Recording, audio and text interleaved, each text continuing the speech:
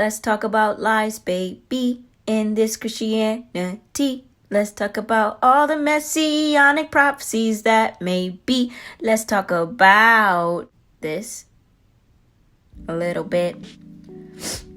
In this video, you're going to be hearing and seeing some reoccurring themes that do not match up with the Christian narrative, so please leave your Christian goggles at the door. I pray that your heart is softened, that your ears are open. You will see that the Most High warns his shepherds and is displeased with them, with how they handled his sheep.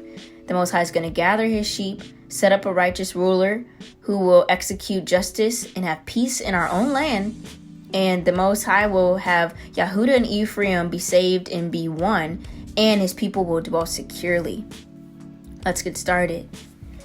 Who is the root or the stump or this branch that we hear about, and who is going to be prince, king, and shepherd in the latter days?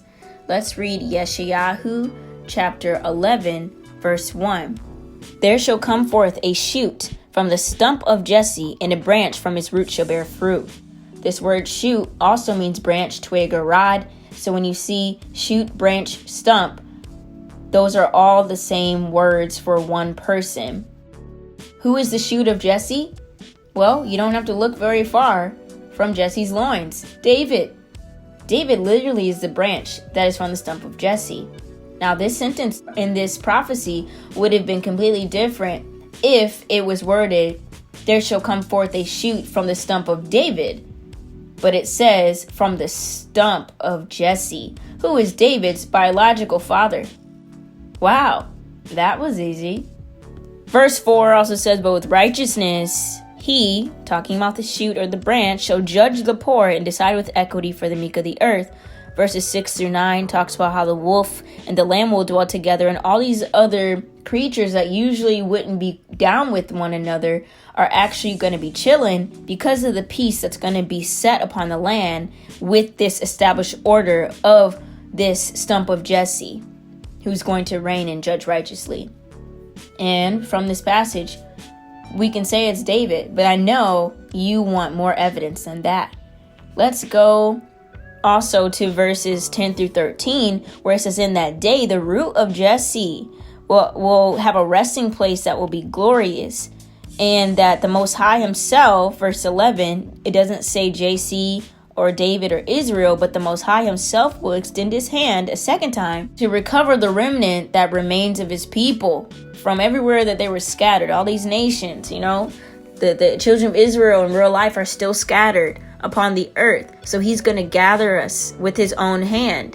And then he's going to take all the people dispersed of Yehuda from the four corners of the earth.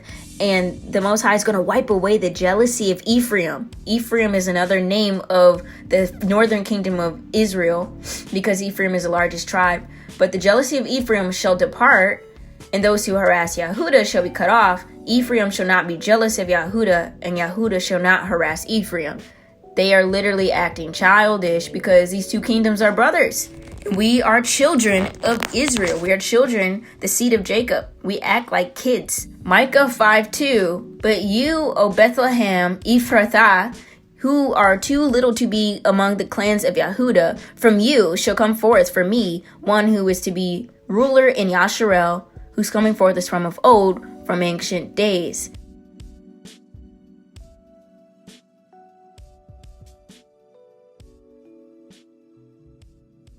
First Samuel 17, verse 12 says, now David, or Dawid, was the son of an Ephrathite of Bethlehem in Yehuda, named Jesse. Wow. That connects to Micah 5:2, as well as what we just read in YHWH chapter 11.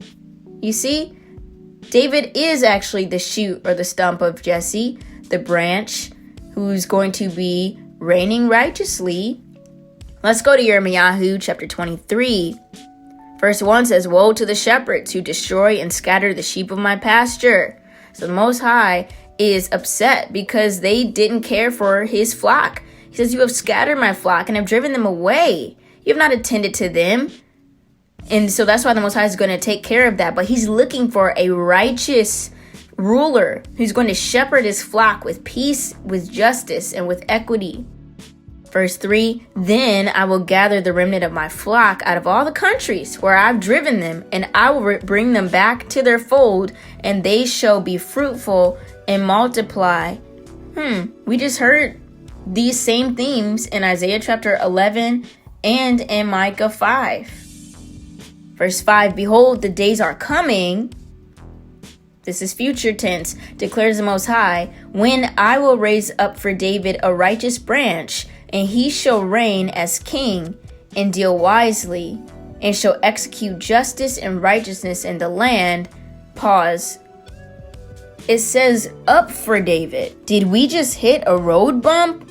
Well, let's see. Let's read this in the Hebrew language. When it says for David, when you read it in Hebrew, unlike verse 3, where the preposition has a whole separate entry, if you see right here, you see it says a whole separate entry for explaining what this preposition might mean. Unlike that, verse 5 just says for David, but in Hebrew, that word, that entry is only for David's name. It's no entry for a separate preposition, which means that when you read this in the original language of the Hebrew, this verse seems to not have a preposition that actually exists or has any meaning whatsoever. In the Hebrew grammar, prepositions can sometimes make a word have a new meaning, but let's see if the word David or Dawid in this verse in Hebrew means something new or different besides just David himself. The word used here in Yirmiyahu 23:5 is Strong's 1732, which is just Dawid's name. Therefore, the sentence in Hebrew reads, behold, the days are coming, declares the Most High, when I will raise David a righteous branch, and he shall reign as king and deal wisely and shall execute justice and righteousness in the land. No, I'm not pulling your leg. This actually has precepts. Rewind what we just went over, and you will see that this same branch that was mentioned before, this root, the stump of Jesse, David's father, born in Bethlehem, who's going to be a righteous ruler, to execute justice and equity, to bring peace back in the land, to feed the flock, the Most High's pasture, is David. And then in the next verse, it says, in his days, Judah will be saved, and Yasharel will dwell securely, and he will be called Yahuwah is our righteousness, or the Most High is our righteousness. This hasn't happened yet. JC didn't do any of this yet, and he won't, because David will, according to the Most High's words and the Most High's prophets. Let's hear what Ezekiel the prophet has to say. Chapter 34, verse 1 talks about how the Most High is speaking to Ezekiel the prophet, who he calls the Son of Man. And he tells him, Son of man, go prophesy against the shepherds of Yasharel, because they were neglecting the sheep of food, and they were feeding themselves. They were clothing themselves. They didn't take care of his sheep. They didn't heal the injured or seek out the lost. The shepherds ruled with force and with harshness. The Father is not pleased with this because he cares about his sheep. He loves his people. So when the Father was upset at this, because the sheep were scattered because of the shepherd, the Father wants someone who will righteously rule over the sheep, like we just read in Yirmiyahu 23, and bring that peace that is also mentioned in Isaiah chapter 11. Verses 10 through 11, the Father's warning the shepherds and says that the Most High himself, so not anyone else, but the Most High himself will take his hand and he will rescue his sheep, and he will seek us out. And then he will bring them out from the peoples and will gather them up from the countries wherever they are scattered, just like we read before, and into their own land. Then verses 15 through 20, you see that he says, I myself will be the shepherd of my sheep, and I myself will make them lie down, declares the Most High Elohim. Sounds like the Most High is my shepherd. I shall not want. He maketh me lie down in green pastures. Right? That's Psalm 23. That's David's psalm with the Most High, talking about the Most High as a shepherd. And the Father says that he will seek the lost and bring back the strayed and will bind up the injured, because he's a just Elohim. And this also relates to Psalm 23 when it says he restoreth my soul. So yes, the Father is the big shepherd and the big judge, and he's going to set up a lower shepherd and a lower judge to be fair for his people, that will take care of his sheep. Remember, there's always different positions in the kingdom of the Most High, and kingdoms in general. So again, 17 through 20 talks about, behold, I myself will judge between the fat sheep and the lean sheep. This isn't JC doing this revelation. It's the Most High who's going to be doing this himself. Verse 22, I will rescue my flock. They shall no longer be a prey. And I will judge between sheep and sheep. And I will set up over them one shepherd, my servant Dawid. The Most High is going to set up one shepherd. And I will set up over them one shepherd, my servant Dawid, and he shall feed them. He shall feed them and be their shepherd. Remember, the Father's looking for this shepherd. That's what was prophesied before. But now he's revealing to Ezekiel that it's Dawid, it's David, his servant. And I, the Most High, will be their Elohim, and my servant David shall be prince among them. I am the Most High. I have spoken. Whoa. So David is already... So we know that David is the root, the branch, the shepherd, and the prince. And just letting you know, David in verses 23 and 24 is that same word in Hebrew, Dawid, Strong 1732, which is just his name, without the preposition. So when in Jeremiah 23:5, when it says for David, it's just David, because it's the same word without the preposition in Hebrew, because the righteous branch is David, who will rule as prince and shepherd over the pasture. Verse 25 talks about a covenant of peace. Again, a reoccurring theme. The Most High will be the one to deliver us and set us free and break the yoke off of our necks. In verse 26. And then we will dwell securely in our land.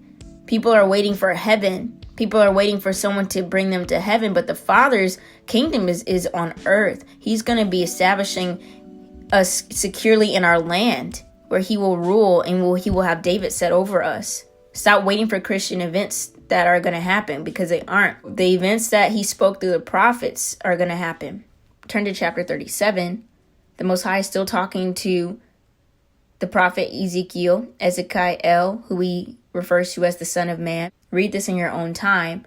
Verses 15 through 20 says that the Most High is going to have the two sticks, Yehuda and Ephraim, who is Israel, be joined together as one stick, and that he will bring us from all other nations and gather us, verse 21, from all around where we were scattered, just like we heard in all the other verses, and he will set us in our own land. And verse 22 says, and I will make them one nation in the land on the mountains of Yasharel, and one king shall be over them all, and they shall be no longer two nations, and no longer divided into two kingdoms. They shall not defile themselves anymore with their idols and their detestable things. So everyone who is following all these different religions, Christianity, Buddhism, Islam, New Age, Egyptology, all the things, where everybody is, if you want to follow the Most High, he's not going to allow you to defile yourselves anymore with these idols, these detestable things, or our transgressions. But he's going to save us. He's going to save us even though we sin. He's going to cleanse us, not with the human sacrifice, but by his own righteousness, and that we will be his people, and he will be our Elohim. Verse 24, my servant Dawid shall be king over them. Remember, he says one king. And who is that? David. It doesn't say a descendant of David. It just says David. Read it in Hebrew. It says Dawid. My servant Dawid shall be king over them, and they shall have one shepherd. They shall walk in my rules and be careful to obey my statutes. See, Christianity really got us messed up. They said that JC will be our king and our shepherd and our prince of peace, and that the law is fulfilled and we don't need to do it. Basically, we don't need to do it anymore. But the Father's going to circumcise our hearts, which he talks about in other places in the Torah, which means that we will be walking in his rules and obeying his statutes, because that's what a kingdom looks like. There's order, and there's positions, there's rulership, and there's peace in the land because of these rules. These rules are righteous and they're good for us. I know they're so demonized nowadays, but it's like legit good for our souls. But David's going to be our king and our shepherd, verse 24, and then in verse 25, it says, David, my servant, shall be their prince forever. Forever, ever, ever, ever. Yes, forever, ever. David will be our prince forever, and I will make a covenant of peace with them, and it shall be an everlasting covenant with them. Wow. The Father is legitimately making a covenant of peace with all of creation. The creatures will be chilling out. Everybody's going to be happy together. We're going to be one kingdom. We're not going to be divided anymore. David's going to be our king, our prince, and our shepherd forever, because he is the righteous branch born from Bethlehem, the root of Jesse, who will rule righteously and judge with equity and feed the sheep of the Most High's pasture. Psalm 89 even says that you have said, I have made a covenant with my chosen one. I have sworn to David, my servant, I will establish your offspring forever and build your throne for all generations. Selah. I have found David, my servant, with my holy oil. I have anointed him. The Most High anointed David. David, when someone is the anointed one, that word means Christ or Messiah or Mashiach. That's David. When was JC ever anointed with oil? Please comment. 24, my faithfulness and my steadfast love shall be with him, David, and in my name shall his horn be exalted. I will set his hand on the sea and his right hand on the rivers. He shall cry to me, you are my Abba, my Elohim, and the rock of my salvation. You know, Psalm chapter 2, that's about David. That's not JC. In his baptism, his so-called baptism that supposedly anointed him, even though baptism, if you do your research, is a pagan ritual that predates Christianity. Look it up. You know, I'll give you $2,000 for the 2,000 years of lies that we have endured if you can show me where baptism is in the Torah or a Tanakh. It's not a law or a commandment, and it's not a Hebrew tradition. This is a pagan tradition, and it's not an anointing. And JC was never anointed with oil. It's David. So I don't know why people call JC a Christ when he was never anointed with oil by the Most High. David is. And David is the one that he swore this covenant to, who's going to be in rulership forever. 27, and I will make him the firstborn, the highest of the kings of the earth. My steadfast love I will keep for him forever, and my covenant will stand firm for him. I will establish his offspring forever in his throne as the days of the heavens. I will not violate my covenant or alter the word that went forth from my lips. The Most High doesn't lie because he's not man. Numbers 23:19. Once for all, I've sworn by my holiness, I will not lie to David. The Most High said that David is his firstborn and the highest of the kings of the earth, not JC. And even if you think that JC is king, Kanye West, guess what? David is higher than him. Yikes. His offspring shall endure forever, his throne as long as the sun before me. Like the moon, it shall be established forever, a faithful witness in the skies. So as long as the moon is up there in the sky, the Most High's covenant with David about his throne being everlasting is legit to infinity and beyond, baby. Remember Hosea chapter 3 verses 4 through 5. It's going to come to pass sooner than we think if we are in the latter days, because verse 4 is where we are now. We don't have a king, prince, sacrifice, pillar, ephod, or household gods. We don't sacrifice animals, any of that. And human sacrifice for sins is not a thing, according to the Most High. Well, it's a bad thing, should I say.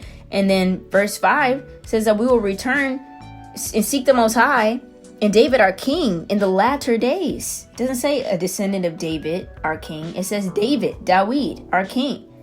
And if you read the Psalms 16:10 and 49:15, talks about how David knew that the Most High was going to bring him back from his sleep. Ran to my soul from the power of Sheol, which just means sleep or grave or death or darkness. It's not hell. Hell is Greek Hades in the New Testament, only found in the New Testament. But he's going to say my soul, ransom my soul from the power of Sheol, for he will receive me. Selah.